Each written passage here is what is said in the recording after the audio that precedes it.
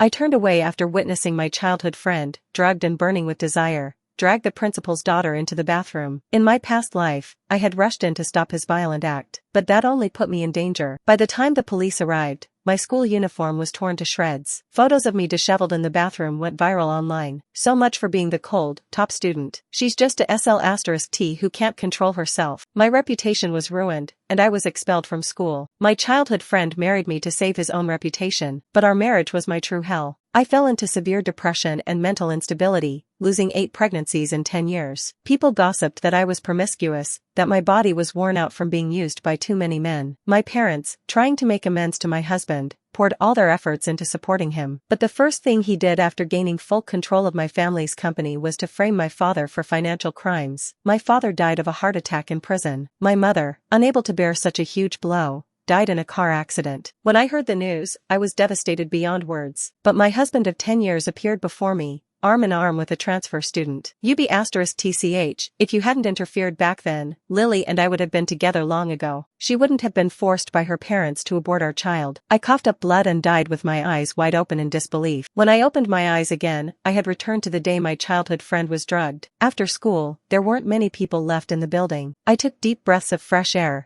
trying to calm my emotions after being suddenly pulled back from the hatred and fear of my death. Lily was handing Zach a bottle of water. It contained an aphrodisiac that would inflame his desires. In my past life, I had accidentally discovered Lily pouring an unknown white powder into the water. I exposed her on the spot, but Zach didn't believe me. He insisted on drinking the water anyway. He even asked if I was jealous because Lily was prettier than me, and that's why I was always targeting her. This time, I didn't try to stop him. After taking the water, Zach instinctively looked at me. "You're not going to try to control even my drinking water, are you?" "Do whatever you want," I said with a wave of my hand. Lily couldn't miss any opportunity to attack me. She immediately chimed in. "Natalie, your possessiveness over Zach is too much. Doesn't he even have the freedom to make friends?" With those words, the few classmates who hadn't gone home yet gave me strange looks. Zach's face darkened even more. "She's nothing, just a bookworm," he muttered. I gripped my pen tightly, hatred surging in my eyes. "Are you two done? I haven't said anything from start to finish, have I?" I retorted. Zach was taken aback and fell silent, his face stony. Lily continued to stir up trouble. "You might not have said anything, but your face looks very unhappy. I just said a few words to Zach, and you're already scowling." Hearing this, Zach shot me an annoyed glare. As if to spite me, he drank the entire bottle of water. In my past life, I had knocked the bottle away, so he only took one sip. But even that one sip was enough to make him lose control. I couldn't imagine what would happen now that he had drunk the entire bottle. I found myself looking forward to it, in a twisted way. Seeing him finish the water, Lily could barely contain her excitement. She grabbed Zach's hand. "Zach, walk me home?" Of course, Zach wouldn't refuse. The two of them left the classroom hand in hand. 10 minutes later, Penny, our class monitor, burst into the classroom, her face flushed red. By then, I was the only one left in the room. Penny stammered, clearly struggling to say something difficult. "What's wrong? Did something happen to Zach and Lily?" I asked proactively. Penny grabbed my hand. Yes,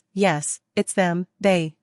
What happened?" I asked, looking directly into Penny's eyes and pretending I knew nothing. I used to trust Penny implicitly. She wasn't just our class monitor, but had been my desk mate for all 3 years of high school. I thought we were best friends who could tell each other anything, but I never imagined she would stomp on me so hard after the incident. She told everyone that I had a crush on Zach and drugged him myself. She even started a live stream to denounce my actions. I was her desk mate for 3 years. I always knew she liked Zach. I just never thought she would actually do something like this. Natalie is a sex addict. She once called 10 male escorts in one night. I tried to advise her, but she wouldn't listen. She also had an unclear relationship with the old widower next door. This livestream pushed the whole incident to its climax. I was completely cast into the abyss, and the school persuaded me to drop out. Later, I ran into her by chance. By then, she had already climbed to a high position. "Thank you. If it weren't for your incident, I wouldn't have been able to take your spot for early admission to the top university and end up where I am now." As the memories flooded back, I stared hard at Penny. In my past life, she and I had discovered Zach dragging Lily into the bathroom together. I rushed in to stop him, while Penny said she would go call for help, but she just hid to the side to watch and record videos. Seeing that I wasn't in a hurry, Penny became flustered and incoherent.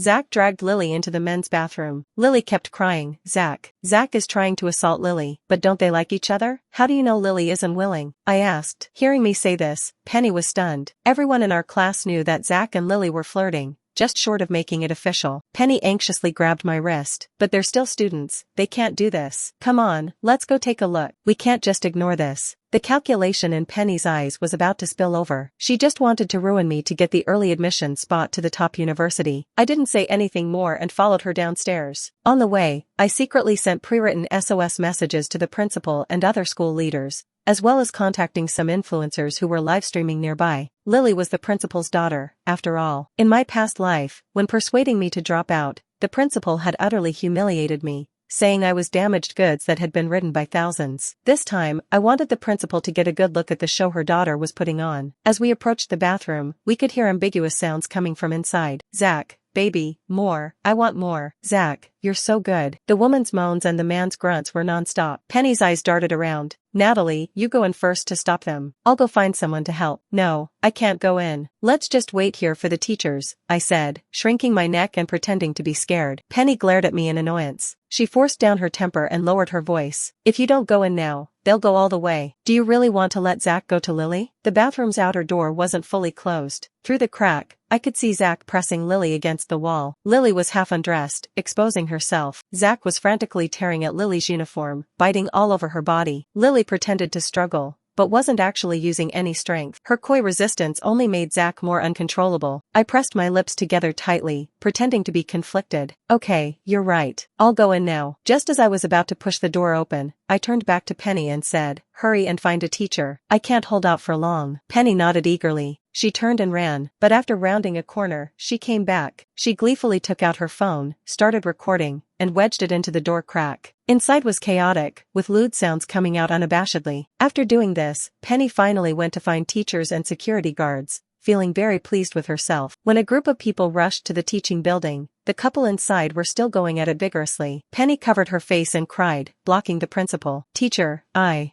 don't know why they're doing this. The principal's face was dark with anger. She didn't know her daughter Lily was inside. Penny hadn't clarified who exactly was in there. Penny wanted to ruin not just me, but Lily as well. After all, in her eyes, we were both her competitors. Today, Education Bureau officials happened to be visiting for an inspection. Now, a group of education officials were following the principal to catch people in the act. The scene couldn't be more dramatic. The principal was shaking with rage. With education officials watching, it seemed her chances for promotion were likely ruined. I guess the principal probably wanted to kill the adulterous couple inside right now. The principal tried to move forward. Penny blocked the principal again, crying and wailing. Principal, inside is.